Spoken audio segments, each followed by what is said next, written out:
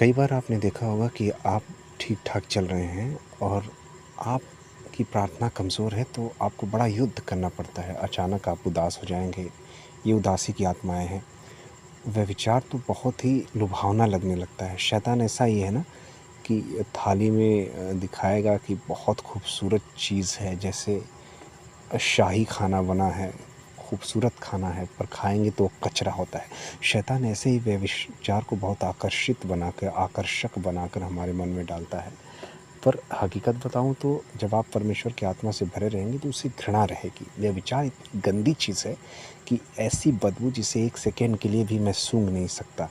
जैसे उजियाला जो है, ज्योति यीशु मसीह के द्वारा ही लिखा है कि ज्योति के द्वारा ही अंधकार के निष्फल कामों पर हम उलाहना देते हैं।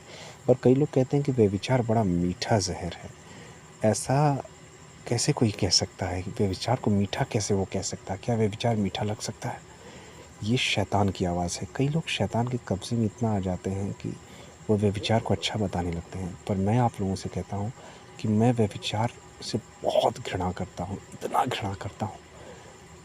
व्यभिचार से आप तब बच सकते हैं जब आप पहले सबको अपनी बहन मानेंगे, अपना भाई मानेंगे। पहले तो अपने लफ्ज़ों को बदलिए, बाहरी भी स्वभाव बदलिए और अंदर से भी बदलिए। अंदर से परमेश्वर को सब कुछ सौंपिए, सारा भरोसा परमेश्वर पे कीजिए, सब कुछ परमेश्वर को सौंप दीजिए और आत्मा में भरना है। बाइबल अधिक से अधिक पढ़ें, चाहे कोई भी ड्यूटी कर रहे हैं आप पढ़ सकते हैं, आप चैप्टर भी याद कर सकते हैं। मैं बहुत सारे चैप्टर याद किया हूँ और उसे ही मन में दोहरा लेता हूँ।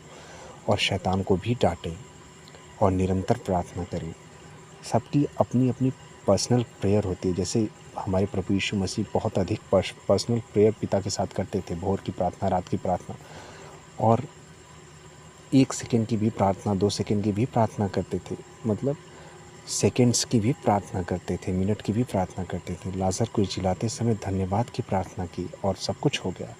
इसी प्रकार हम जाते समय रास्ते में या ऑफ़िस में या कहीं भी हम प्रार्थना कर सकते हैं, पूरा मदद माँग सकते हैं।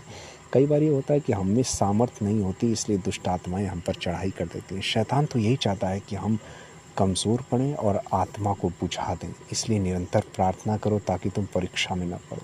हमारे हृदय में पवित्र आत्मा की सामर्थ्य का होना बहुत ज़रूरी है, क्योंकि परमेश्वर का जो रहस्य है वह बातों में नहीं परंतु सामर्थ्य में है। आजकल झूठे प्रचारकों से चर्च भरा पड़ा है, पर आप किसी को डायरेक्टली बदनाम ना करें। आप सबसे पहले आज्ञाओं को पकड़ें, आप अपने आप परमेश्वर आपको सही मार्ग दे देंगे कि यहाँ से निकल जाओ। क्योंकि इतने हैं कि उनके साथ बहुत सारी आत्माएँ